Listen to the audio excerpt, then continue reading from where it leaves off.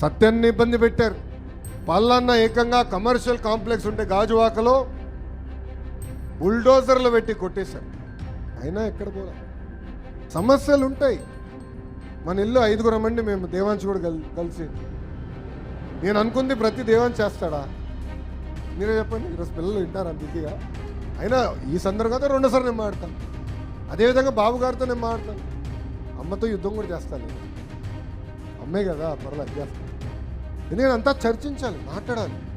నేను కూడా ఇక్కడ ఉన్న కార్యకర్తలు కోరేది అదే. ఏదో అయిపోయిందని మనం అధైర్యపడతాం కాదు, ఏదో అయిపోయిందని ఇంట్లో పడుకుంటాం.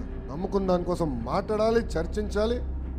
జాతీయ అధ్యక్షుల వారు పార్టీ ఆఫీస్లో ఉంటారు, నేను ఉంటాను, ప్రజా దర్బారు పెడుతున్నా, కలుస్తా, సమస్యలు పరిష్కరించే బాధ్యత మేము తీసుకుంటాం.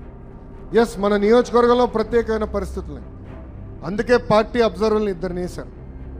ఈరోజు అబ్జర్వర్స్ ఆధ్వర్యంలో కమిటీలు వేసుకుందాం, ఇతర కార్యక్రమాలు చేసుకుని ముందరికెళ్దాం.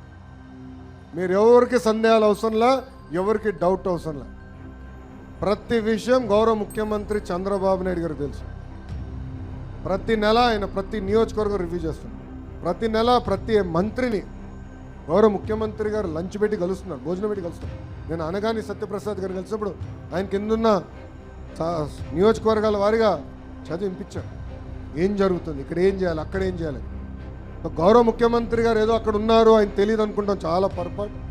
ఈరోజు చంద్రబాబు నాయుడు గారు జిల్లాకి వెళ్ళినప్పుడు, ఆ నియోజకవర్గం వెళ్ళినప్పుడు కూడా కార్యకర్తలు సమావేశం పెట్టుకుంటున్నారు. కార్యకర్తలతో మాట్లాడిన తర్వాతనే మళ్ళీ తిరిగి అమరావతి కూడా వస్తాం జరుగుతుంది.